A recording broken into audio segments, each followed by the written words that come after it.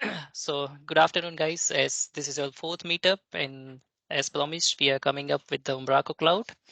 And today we have invited the head of operations and product and engineering, Antony Meyn, who is from Umbraco HQ. So, let me hand it over to him, and he will going to share us the insight about Umbraco Cloud to us. Tony, welcome to the Umbraco Users Group of India meetup, and we would like to hear your experience with Umbraco Cloud and what can be done with Umbraco Cloud. Definitely. Thank you, Nikhil. And yeah, I'd also like to thank Giriraj for this opportunity in joining here and talking about Umbraco up in the clouds. So yeah, like Nikhil said, I'm Antony Meyn, head of operations here for the product and engineering department at Umbraco HQ. And I've been working with Umbraco for a little more than 3 years now. But I've been working for one of the goal partners before that for almost 9 years. So I've been working since version 6 of Umbraco. So, and I did my bachelor's in India, south of India, Madurai. And then I worked with the Tata Consultancy Services for 3 years in Chennai. And then I came for my master's here in Europe. And yeah, that's how I ended up here. So that's me. Yeah, the agenda for today is the introduction. Nikhil's already given that, so that part is done. I'll just talk briefly about how we host Umbraco in general, then a short introduction about Umbraco Cloud, and then maybe some demos, screen sharing demos where I do a voiceover explaining how cloud works. And then we just discuss a few features that Umbraco Cloud offers, and then we'll just jump in the end to discussions and questions. But feel free to raise your hand or anything if you have any questions, and we can interrupt the presentation and take a discussion during. So I'd like you to follow along. And if you find that something is not clear, just please let me know. So Nikhil, just unmute and let me know that there are some questions or something. Sure, Antony. Yeah. Perfect. So let's start. Introductions done. So hosting Umbraco.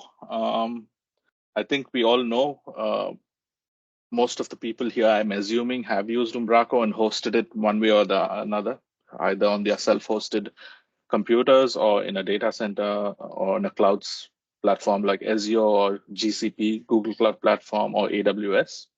So usually we talk about the infrastructure needed depending on the project you're building. So the common things you talk to your customers when you want to build a Umbraco website from an infrastructure point of view is usually you decide what web server do you need, depending on which version of Umbraco you're using. If it's one of the newer versions, you can even use something like Kestrel.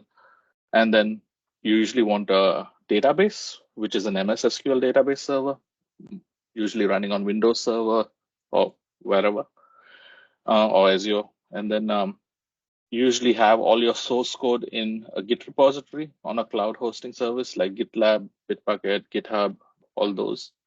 And then if you are let's say a big team and you want to have a build server, you usually use something like TeamCity, which takes all your source code from your Git repository, build it up, makes an artifact, and then you could use something like a deploy server, Octopus, or I don't know what is familiar out there. But depending on each customer, they have different requirements. And there's a lot more. I mean, depending if you want a Redis cache and all of that, depending if you're doing a load balance setup. So there's a lot of things when we have to discuss when we want to host Umbraco. So, so that's pretty much how you would think of infrastructure in a general terms. So let's just go into what Umbraco Cloud offers. So you can think of Umbraco Cloud. It's a development platform. It's not just a server. So it's been built with a lot of tooling around making it an easy experience for all kinds of development agencies. So you could have developers who only want to do development in the browser. That is, they build their templates, their document types, and everything, and do the CSS completely in the back office only. And Umbraco Cloud would work for them as well. So let me just explain some of the parts in a cloud environment. So let's say you take an Umbraco Cloud environment. It usually has its own Git repository. This has nothing to do with GitHub or GitLab. It's a Git repository inside Azure. Actually, Umbraco Cloud is built on top of Azure. So every time you push some changes to the master branch in this repository, automatic Git-based deployment is triggered, and the master branch is built, and all the artifacts are then copied over to your www root folder where it is hosted. And then an environment has its own database and its own blob storage. The database, of course, for content and everything else, and the blob storage for media. So this is the high-level overview of what a cloud environment offers. So many people have the misconception that Umbraco Cloud is just a place where you host. It's also a place where you develop. So that's not understanding that can lead to issues later. So it's important to just understand this high-level overview. And then some of the features are that if you have your custom host names, you can make sure that it comes out of the box. It's all protected by Cloudflare. It's a Cloudflare subscription inside Umbraco Cloud. So it's not your own Cloudflare subscription. It automatically protects all your host names. So all traffic from your end user's browser goes to our Cloudflare, and then it goes to the respective environment, depending on which host name is mapped to what environment. So that's kind of the high level overview of how Cloudflare is used.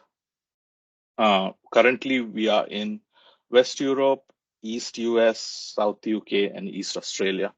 These are the different places, the Azure regions, which we have Umbraco Cloud available on as of today, but they usually can be others depending on demand. So I think East Australia was just added quite recently. So if there's more demand for different regions, we just spin up another region. But currently, these are the only 4 regions where there's a high demand of customers wanting to use Umbraco Cloud. Although we have a lot of development agencies in India, most of the customers are in one of these 4 regions. So that's the reason why it's only these 4 for now. So yeah, that was that. And one important package to mention is Umbraco Deploy. So you need to understand that Umbraco Cloud comes with Deploy out of the box. It's a separate package, which you can use on-prem as well. In cloud, it's included in your subscription. So if you use it on-prem, you need to pay for a separate license, but in cloud, you get it out of the box, no matter which plan you are on. So how it is important is it takes care of storing all your schema files, which if some of you are familiar with the Umbraco Cloud, you might have noticed that there are things called UDA files. UDA. That is when you create a document type or a custom data type, there is a corresponding JSON file which has this extension .uda. So all schema is stored in the Git repository of the environment where you create these document types. So if you have 2 environments and you go and create the document type in one, it will get created in Git and the database. And that is why it's important to know that you always create them always on your leftmost environment, and you don't create them on your rightmost. Because when I say leftmost, it means if you have dev, staging, and live, then you create it on dev and not on live. Because if you recreate it, then you're going to get merge conflicts because these are 2 different Git repositories. So we'll talk about that in detail afterwards. Then, of course, you have a deploy, which is content deploy. So let's say your schema and your Git repositories are in sync. Then you could export content from Umbraco as a zip file and then import it into another. You could also, if they are connected environments, just do it via the back office. I'll show you in the demo when we get to it. So yeah. And then, like I said, deploy is available. It's included in your cloud subscription. And if you want to use it on-prem, then it's a separate license. So, but yeah, we'll talk. Deploy is a very important part of understanding. It's an alternate to usync, for example. Right. Yeah, so people might be familiar with usync outside cloud. You could use deploy also outside cloud, but what we use at Umbraco is deploy. So that's. So yeah, here's an example of, let's say, a cloud project with 2 environments. So you can see it has two Git repositories. These are not separate branches. These are actually two different Git repositories in each environment. So, for example, when a local developer clones down the development environment, they will get all the schema files, the UDA files through Git, and then it would actually create the document types locally in their local database. And one important thing is when you work with Umbraco Cloud, because of this setup, you need to make sure that each developer has their own copy of the database. They don't use a shared database, or they don't connect to the dev database directly.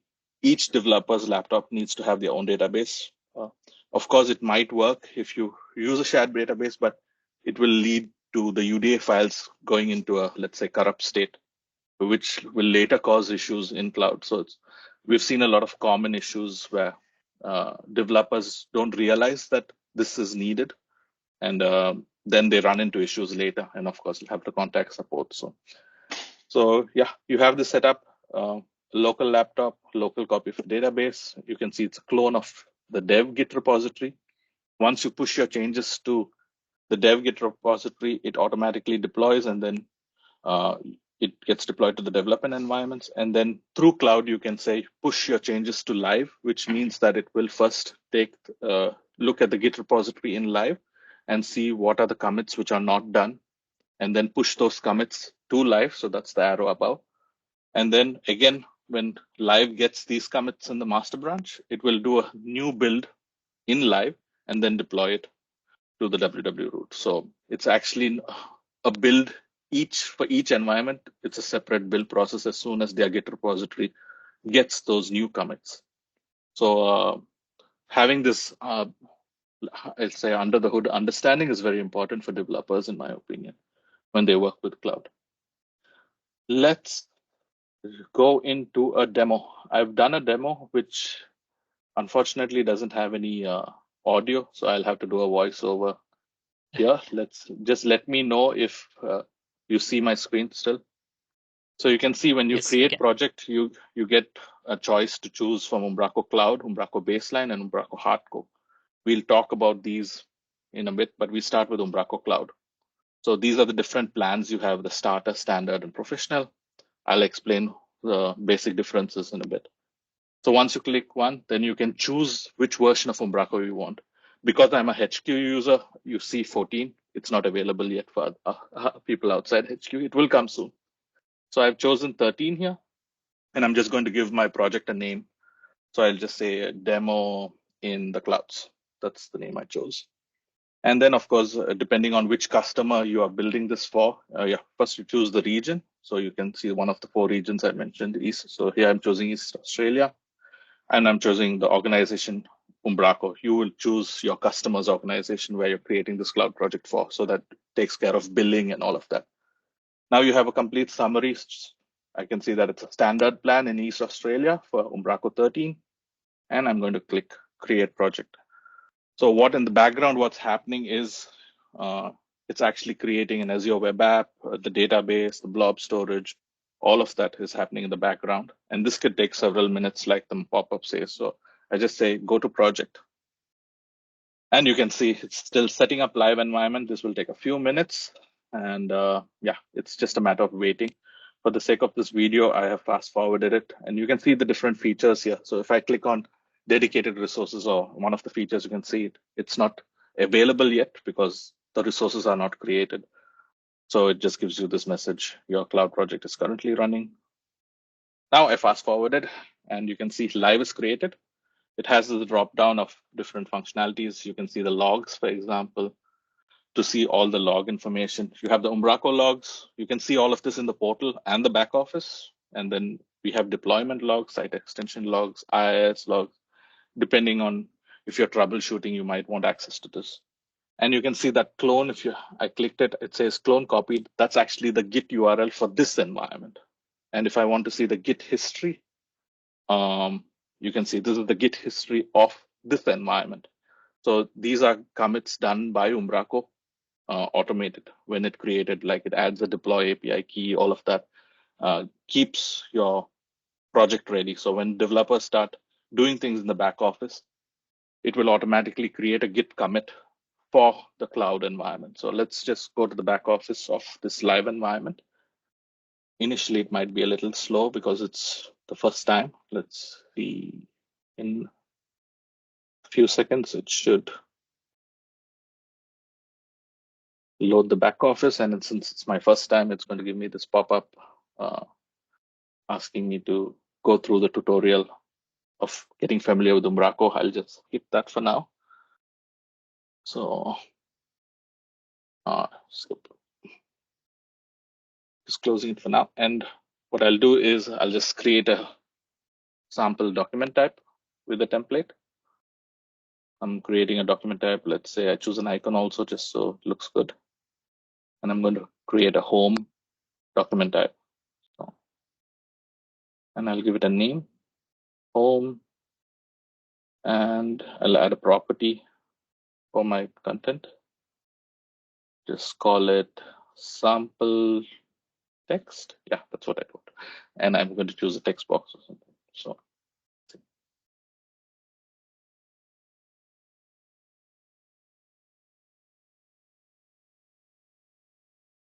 and yeah. So when you do this, it actually does a commit, git commit, and creates the UDA file for this document type and template. And you can see now the template is here, and I'm going to just write some code where I print the value of the property I just showed. So sample text, and I'm going to just submit it there. So it's going to print the model of value of sample text in my home page, and I'll just make it allowed in root so that I can create a home node on my root. So let's see if I create home now. Should be able to call it something. So I call it my demo, and the sample text I just say hello India, not hello world. So let's say hello India, and save and publish. And so all this you've done code in the browser, basic document type, basic template, and you already have your website up and running and hosted also for you. So now it just has hello India, and that's the default URL you can see, which you get the demo cloud. So if I click on website, you can see hello India with the US. You can add your custom host names later. So this is basically all the features in the cloud. You can add more team members, and through this, see the summary, see the project history, check the CPU usage of your environment. You can see all the connection details. If you want to connect and troubleshoot, then you have the connection details of your SQL Server, blob storage, yeah, CDN caching. This is where you could add host names, webhooks in case you want to trigger some events, and yeah, some advanced features. We'll talk about that towards the end. These are features you might not see yet. It's work in progress. It's because I'm a HU user. You have the backups. And you can even disable ciphers for your custom host names. Some customers require that for security reasons. All that is something we do. Yeah, and then of course you can choose dedicated resources. You can also change your plan later if the customer realizes they want some features in the professional plan. They can do that, and of course you can delete the project also, but don't do that. So, so now I'm going to create a development environment for this. So I just click on create development environment, and you can see that it's got an activity running on the bottom left if I clicked. And this can take some time because what it's doing now is actually making a Git fork of your previous live environment. So it has all your Git history, everything. So now dev is created. And if I go to the back office of dev, what I should see is, yeah, it's the first time dev is spinning up, but I'm expecting to see the same document types which I created in live. So if I go to settings and see document types, you can see my home node, home document type is already there, and my template is already here. So, and if I look at the Git history, you can see all the commits Umbraco Cloud has done for the actions you performed in the back office or in the portal.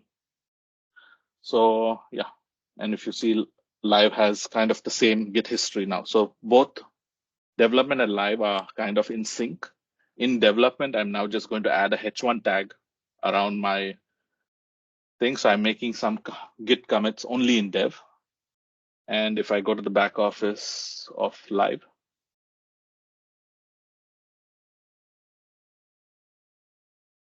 you can see it says hello India, and in dev, I'm just going to create. So I'm just going to pause here. Yeah, pause here. So what I did was I made a template change in dev, and then what I tried to do was restore the content from live. And if you're not familiar with Umbraco Cloud, you might be surprised when you see this message called schema mismatch. This is nothing but it means that you have some changes which are not in sync between your environments. So in this case, I modified my home.cshtml and it says schema mismatch because it detected that it's no longer identical, so it will not allow you to restore the content. So first you need to make sure that the Git history is in sync. So I'll just continue now. And you can see if I view the technical details, it will give me what the errors are. And you can see the checksum differs on home.cshtml. So this is expected when you make changes in one environment and you try to restore content from an environment which doesn't have the changes. So I'm actually going to now push those changes to live, which means that it will take a look at the Git repository in live and try to push the changes from the development Git to the live Git. And I'm just going to give some message here. So right now it's pushing changes from the development Git, which is the h1 tag I added on my template. I'll fast forward this part so that it's not very slow for you guys. And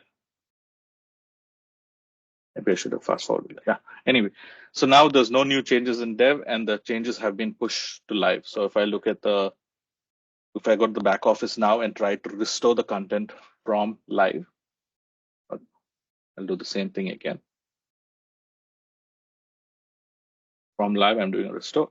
It will restore the whole thing because now the Git is in sync between dev and live. So if I go to my demo, I should see the hello India, just like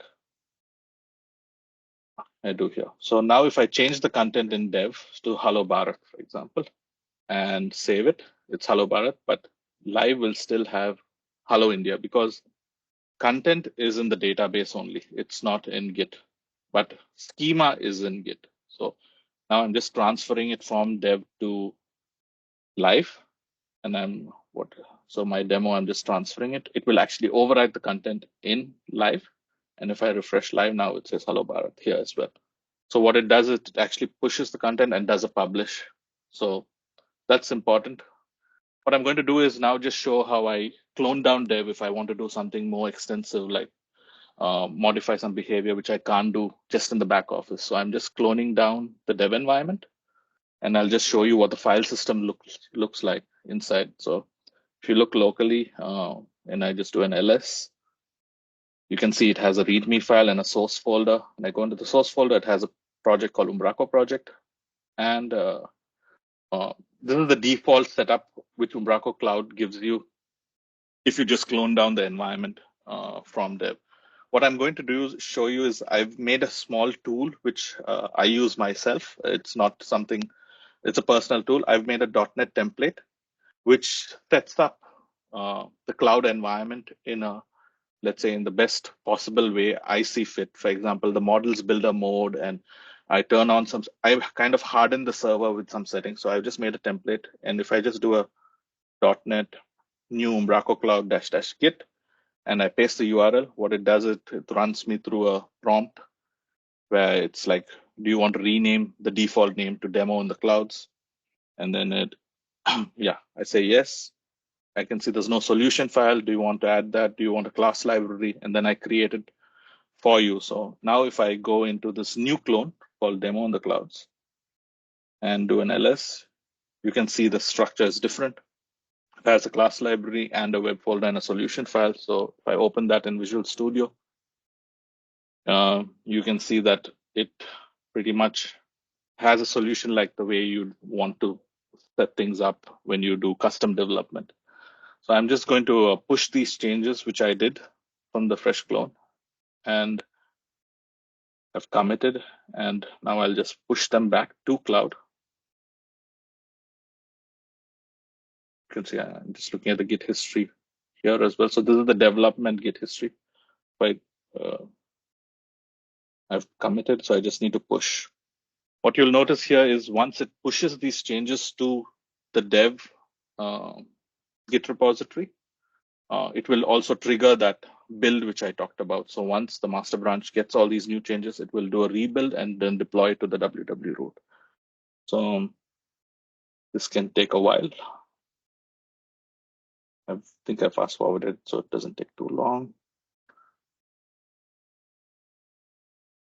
And you can see I've got an error here, and I'll explain this error in a bit. I'm just showing you common issues. So I changed the models builder mode actually, which means that, yeah, let's see. So you can see my home page, it cannot find the models builder because I've set it to source code auto.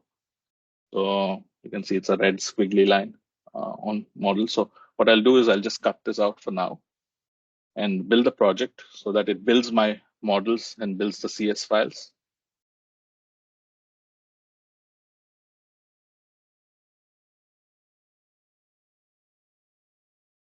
And now since it's on set on source code auto, it will generate all the models builder code. And then I can go and log in locally and put back the template.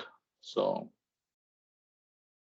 if I go back to the template and just paste the content back, it should be fine because now it can find. So you can see source code auto was there and I generated the models and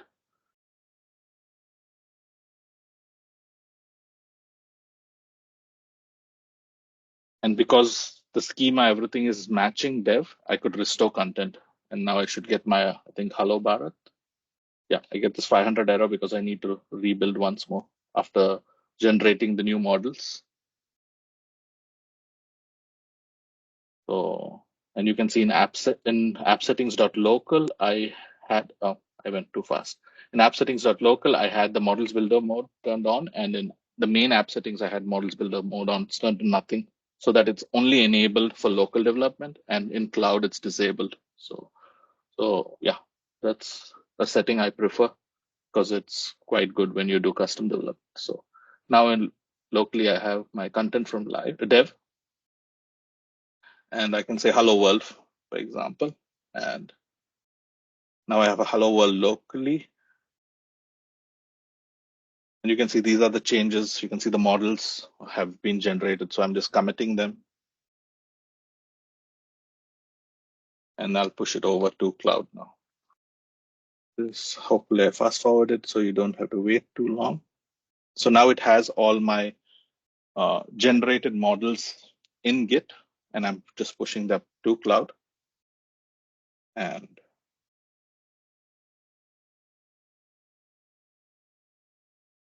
now you can see build succeeded because it's found the models needed when you turn these. So now you're getting the complete developer experience with Umbraco Cloud also. And you might run into all these small issues here and there, but that's expected.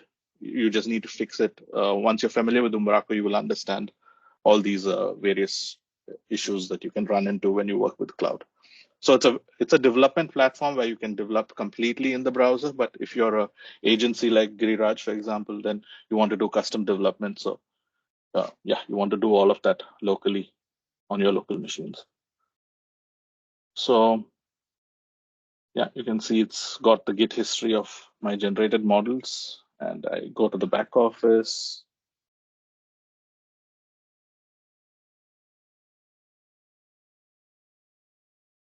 I'm changing this to from local, I'm pushing hello world to dev now. And if I refresh here now, I should see hello world. So it's pushed. So that's a content transfer, which the deploy package has done for me. So now I have hello world pushed to development, and I can see my Git history. You can see all the Git history now of all the small things you've done locally, including cloud. And live does not have some of those commits because that's a separate Git repository. So now I'm going to push all my changes, which I did in dev, to live. So,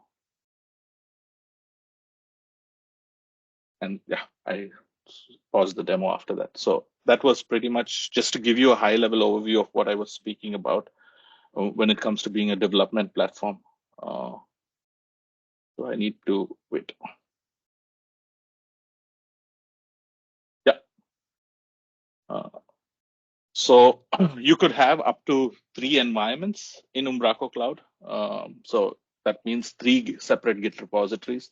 So you could have development, staging, and live. If you create a fresh cloud project, it only has live. And then if you create another environment, it will be dev. And then if you want to have a third, then staging gets created by making a copy of live Git repository. So always when you make a new environment, it takes a copy of the Git repository on the right and then makes a new one. So initially it's only live. Then when I created a new environment, it made a copy of the rightmost, which is live. And then if I make a staging, it will again be a copy of live. But they are hooked up like this. So you can make changes in dev. And when you push it, it'll go to staging. And then you push it to live. So it's linear. It's one after the other. And of course, like I showed you, do local development on your computer. And then when you push it up, you usually push to dev. You can clone down staging, but that's usually for if you want to debug something specifically in staging, you most probably do not want to push changes directly from your local environment to staging. It's always it's always recommended you push to your leftmost environment. So that is one of the high level overviews of Umbraco Cloud. Then I'm just going to talk about one more feature, which you might have noticed, called baselines. I don't know if you want to take questions now or later, Nikhil, but because of that might have been a lot of information. If there's anyone, just raise your hands. Yes, please, guys. Yeah. So from our team, someone wanted to know that is there any feature apart from SQL Server we can connect with any other databases at this moment? No, at the moment it is the SQL Server only, which is SQL Server. offered in cloud as Okay. part of a cloud project. Yeah, but I mean, of course, if you want to connect to for some external use, you could connect to, I don't know, MongoDB on Atlas or something. But Yep. for Umbraco document types, that would only be the SQL Server support we have. In the future, maybe Postgres will come, but not at the moment. Okay. Yeah, I think Deepak someone also raised their hand. has. Yes, Yeah, Deepak. yeah. I have one question. Is Go there ahead. any way we can deploy feature branch to directly on the dev environment? Yeah, so you can, but you're not recommended to do so.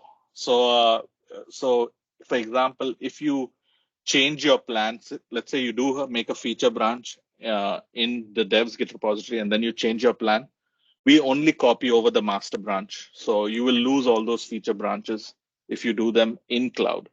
For that, it's recommended you use an external Git repository. I have that in the upcoming slides, Deepak. So we'll just discuss those use cases.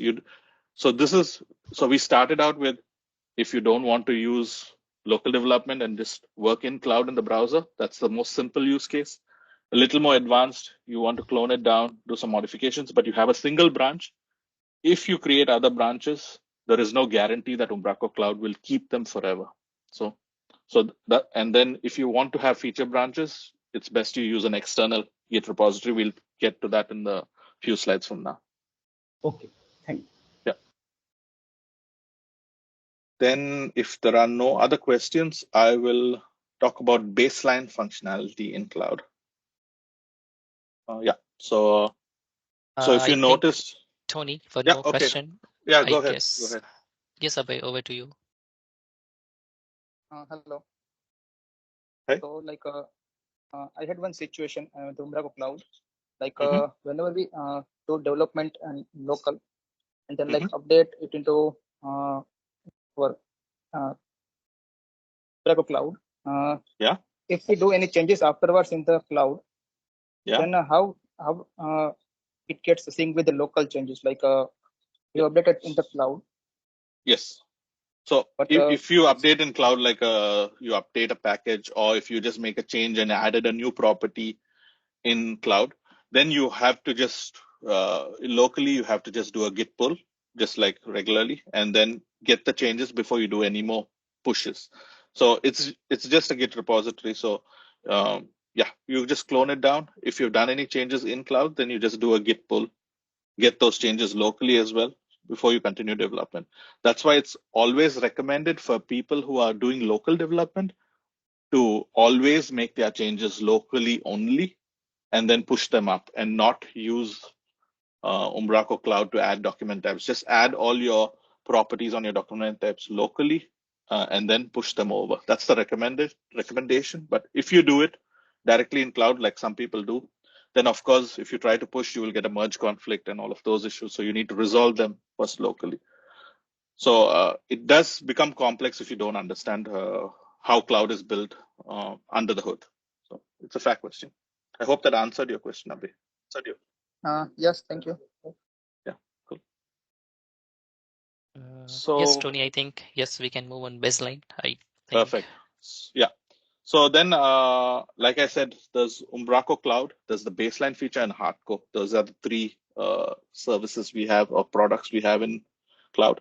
So baseline is nothing but if you want to have, let's say, a copy of your Git repository centrally, and then you want to have multiple copies of it for different customers. For example, you could make a baseline parent where you build a lot of functionality. Let's say a news library, some home pages, something where you want to maintain your baseline. And then you want to, when you make a cloud project, you don't want to start from scratch. You want to start from your baseline. Then you would just create a baseline, choose your baseline parent, and then it will make a copy of the Git repository from the baseline parent and start from where you stop there. Then afterwards, if you want to do custom development directly in the baseline child, you can also break this connection between the baseline parent and child. But otherwise, if you want to keep it, then you can keep it and then always do your changes only to the baseline parent and then decide when you want to release them to the different children for your baseline parent. So this is a use case. We have some customers who have almost like 200 baseline children and they only do development in the baseline parent. And then like a boilerplate, right? Exactly, like a boilerplate. Yep. Exactly. And then they don't do too much custom development on the baseline children. And if they do, they just break the connection and then make it a separate project. So each child can be on a separate plan. Like you can have one child on a starter plan, one child on a professional plan, depending on which customer wants to pay for what features in cloud. So this is just, let's say when you create a baseline child, it makes a Git fork and then creates a new Git repository from the baseline rightmost environment, and it connects the leftmost environment of the child. So again, this is important to understand. So initially, you will have only a live environment in your baseline child, and the live environment of your baseline parent will be connected to the live environment of the baseline child. But if you make a dev environment in your baseline child, then it's now the live environment of the parent connected to the dev environment of the child. So depending on how many environments you have in the parent or the child, this connection is always left to right from dev staging live, so like that. So again, this is also important to understand. We have some agencies who use this very heavily and they really like the feature, but we have some agencies who have tried it, and if they don't understand this under the hood, they have a lot of issues because this can lead to a lot of complications. So that's why it's important that you understand this if anyone will miss to break the connection, then it will be a big change. Yes. So it's important you understand when you create it. Yes, you get all the changes, but most probably if you want to do custom development for a specific customer, then break the connection so that you don't have the connection between the parent and the child, and then continue using it as a separate project. But like Nikhil said, it's to have your boilerplate code so you don't build the same website over and over again. So some agencies have tried to maintain their own, like say, brand by building their own starter kit in cloud. They use that in their sales demos. And then the customer says, okay, I like that baseline. Can you give me a child of that baseline, for example?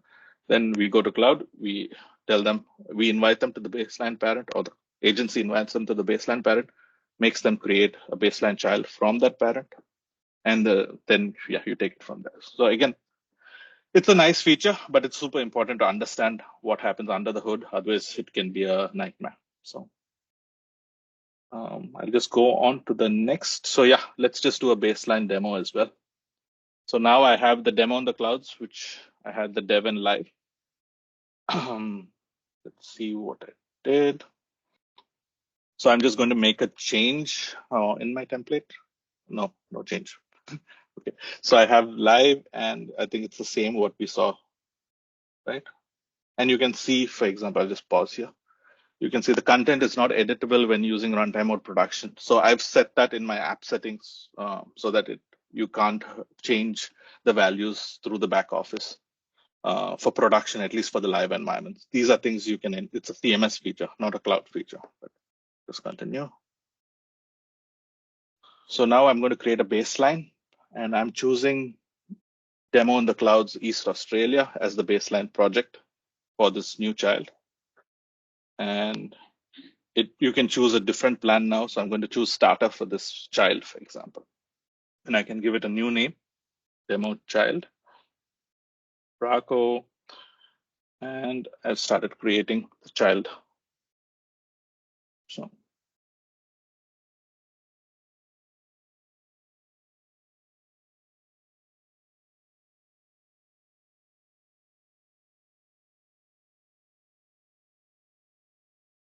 now I have my child ready. And if I go to settings, you can see it. Since it's only a live environment, the template is not editable. So I just call it child's home, and I'm just putting some text, hello child. So yeah, now I have my baseline child up and running with some content, and I didn't have to redo any code because it was all there. Now I go to the baseline parent, and I'm just going to the back office of dev. And I think I'm going to make a change in, let's see. So yeah, this feature, what you just saw, is another feature of Umbraco Deploy, where you can extract content from one environment.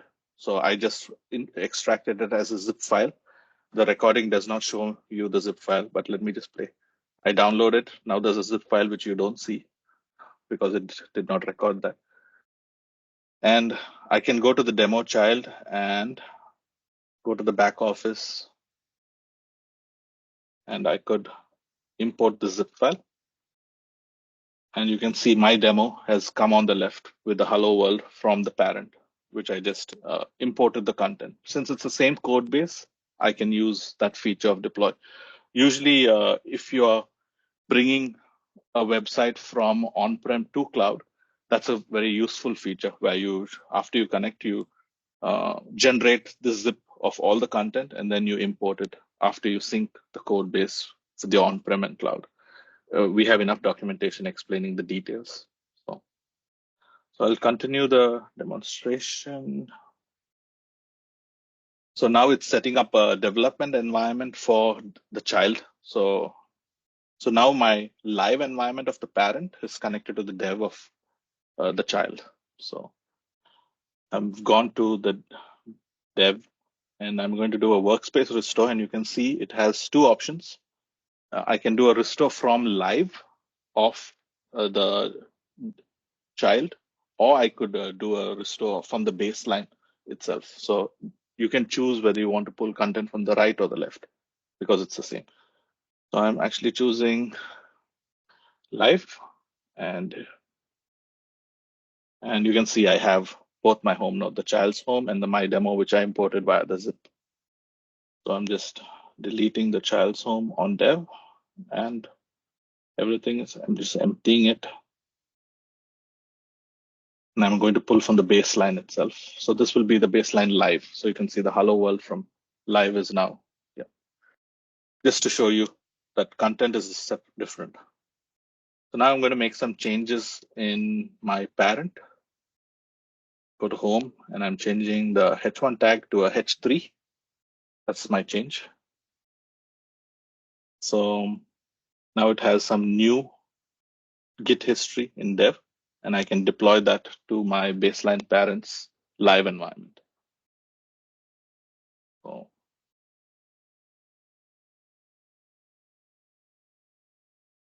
If I refresh now, you can see the changes are pushed to live. So if I visit my website, you can see it is now a H3 in live as well.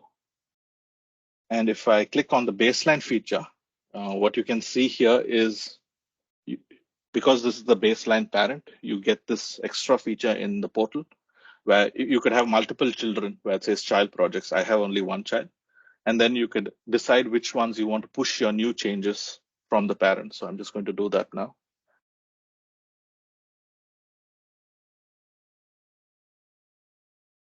And it's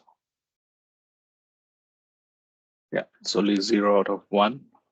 It does all some Git operations to make sure all these changes are fetched and pulled. And you can see it's done successfully. So now if I go to demo child and visit, you can see the changes have appeared. And if I visit the website in dev of the child, it has the H3 tag here also. So, and here it still has the H1 because it doesn't affect live.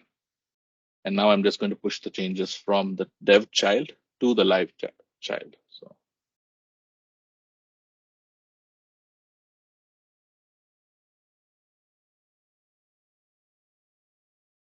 and now you can see live also has that changes, and this has also become a H3 tag now. So all my cone changes are pushed from all the way from my baseline parent to child. So hopefully that demo gave some clarity on that feature.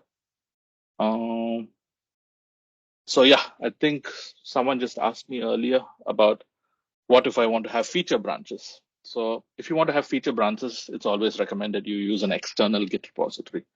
So you could either use Git Lab, for example.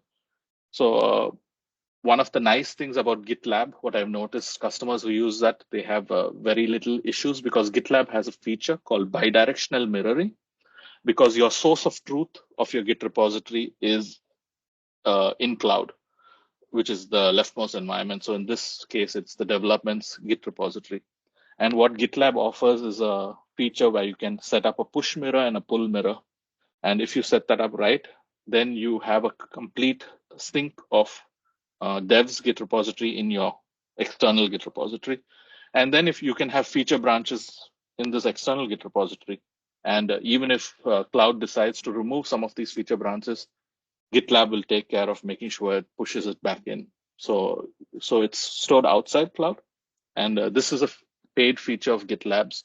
So I'm not promoting GitLab or anything. I'm just saying that this feature exists for people who want to use it. So if you have customers who want to have feature branches, then you can tell them about this Git hosting, which is GitLab. And then, of course, it also makes it easy for multiple developers, like you see in this diagram below, to connect to this GitLab repository and do their local development.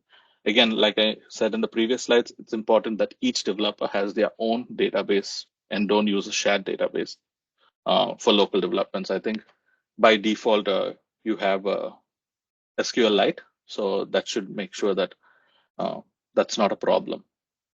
But if you do not want to, if the customer is not willing to pay for GitLab and they want something more, we have a feature in Cloud called CI/CD. This helps you write some PowerShell scripts and build the feature yourself. So you could have your repository in Azure DevOps, and then you can write some PowerShell scripts to keep your external Git repository in sync with the one from Umbraco Cloud. And we provide some APIs. You can check our documentation called CI/CD for that.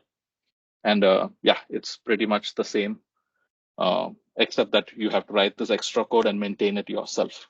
Umbraco Cloud only provides the APIs, and we have some samples PowerShell scripts, but you need to make sure that you, the customer or the agency, modifies it accordingly. Otherwise, if you use something like GitLab, then you get it automatically without having to write any scripts. So yeah, this is about CI/CD.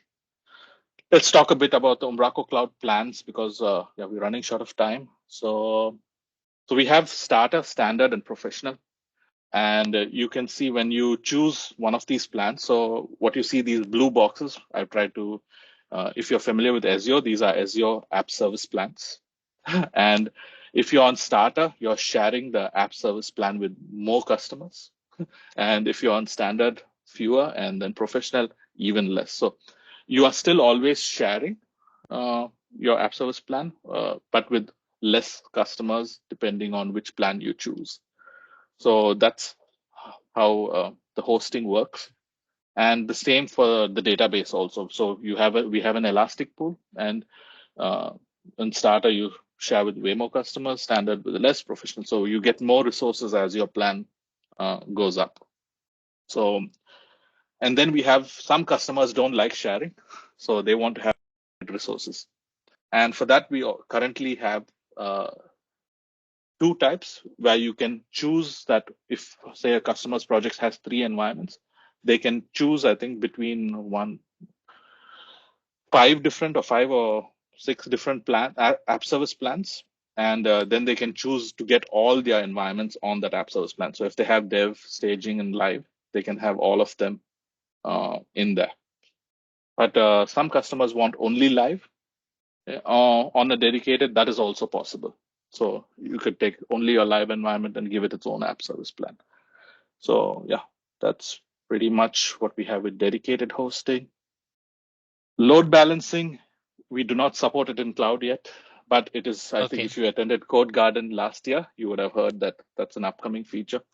But we do have customers who have managed to load balance using cloud, but have the load balancing part outside cloud. And we have also done some internal experiments. So I'll just talk to you briefly about that. So in this setup, you can see what we have done is we have used Google Cloud's load balancer. And if you're familiar with how load balancing works in Umbraco, you have a publisher and subscribers. So the publisher is the back office facing part of the website. So in this diagram on the left, you have the back office users, which are using Umbraco Cloud. And what we have is we have Docker instances using Google Cloud's Cloud Run feature in 3 different regions, for example. So you can scale out in each region depending on where your users come from. And we just connect the subscribers to the database and blob storage in cloud, because if you noticed, you have the connection string details, all of that in the cloud portal where you can take it. So we have we have done this setup successfully and it has worked. So if you have a customer which is huge and they have their customers from the US, UK, Australia, all of that coming in, then you can do something very smart like this so that they get the closest edge for their let's say end user to have a good experience. And then of course you have Umbraco Cloud also, so you have best of both. But in the future we plan to have all of this in cloud, so you can have your subscribers also in cloud. But it's still work in progress, and hopefully you'll hear more during Code Garden or after that, but it's going to take a while. So just wanted to say that if a customer needs load balancing, they don't necessarily have to leave cloud. They could still do something. So I think that was pretty much it. And we have 3 minutes for questions, but I think you can all get my LinkedIn details from Nikhil if you want to connect. And Yes. if you won't have any questions, you're always free to reach out to me on LinkedIn. That's what I use for networking. I got a question, Tony, Go from ahead, one of Nikhil. our teammates that how Yeah. are the backups managed and how frequently they are taken? Yeah. So I think you'll have to check the docs for that. We are doing backups, and I think it's up to 30 days. So if you want a backup from beyond 30 days, that's when we will have issues. So I think up to 30. But check the documentation page of Umbraco Cloud. All the retention policy, all of that is described in detail over there. So I don't remember it from the top of my head.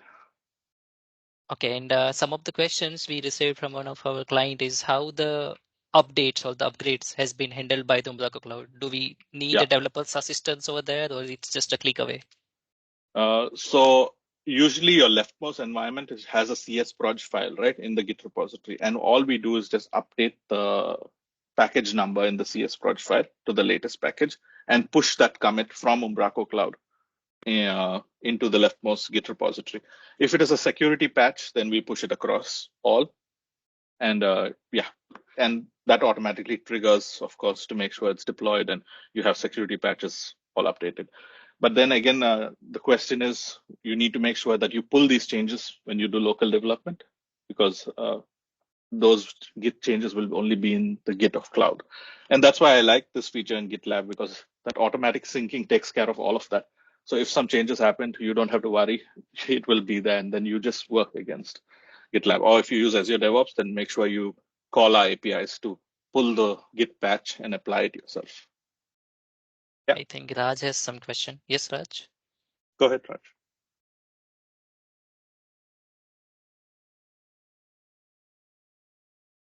Raj, You're we cannot muted if hear you're you. saying something. Yeah. Hello? Yeah. Yep. Am I audible? Yes, Yep, now yep. you are. Hello? Yeah, Yes, I please can go hear you ahead. now, Yep. Raj. Is it possible to check the files on server anywhere? Yeah, so if you want to go, since it's just Azure, you can just go to the portal, and then we have kudu access through the portal, which means you can just go in and see the file system in the browser. You can even check what the file system looks in the repository, Git repository for the environment, or you can see what's in the WW root. But do not try to push things directly via that file system. Always run things through your local machine, push it to Git. Otherwise, if you change plan or something, you might lose those files. So for debugging reasons, yes, you still have access to all of that, but don't try to deploy files directly via the file system. And Okay, how to and migrate? Yes, Come Raj, again? sorry. yeah, and what about the database Yeah, you for have that access file? to the you have access to the database. The connection string for each environment is in the portal, so you can just open Management Studio, allow your IP address, and then connect to it, and then take a backup if you want. We are building some features where you can export the database completely via the portal. I don't know if it's available yet, but I have the feature now. It's still being tested. So yeah, soon you'll have all those features. Okay, thank you. And one more question regarding that baseline. As Yeah, you mentioned, like that child project, we can cut from that parent one. So yeah. how it will do directly? We can manage from Yeah, cloud or anything else we exactly. You just can. go to the cloud portal, and you can, there's a feature where you can just go and disconnect from parent. And then after that, it's two separate projects, and you can't push any changes after that from the parent to child. So it becomes a separate project by itself. Okay, okay. Thank you. Welcome. Thank you, Raj. And the last Yes. question, Tony, which is Yes. how to migrate that users from the local to Umbraco Cloud. Yes. I just had a meeting today with our cloud team. We are still talking about maybe we should build a feature in the portal where people can migrate all their users into Umbraco ID, which is the single sign-on we use in Umbraco Cloud. But as of today, we don't have that feature. So it's manual. You'll have to do it one by one. So Okay. you have access to the database, but it's not recommended that you try to write them in Yep. directly because, yeah. So I would say if that's the use case, you'll have to wait until we build it for you. So, Thank yeah, you. cool. I But think, yeah. yeah, Nikhil, thanks for arranging this, and please share my LinkedIn link with everyone who's attended here. sure. And if they have questions, they can connect to me directly. I have to jump off because of another meeting. So Sure. yeah, Thank thank you you so again much, for today. Tony, for your time. Yeah. And thank you, Yeah, no everyone. problem. Yep. Thank Thank you. you. Bye. Bye.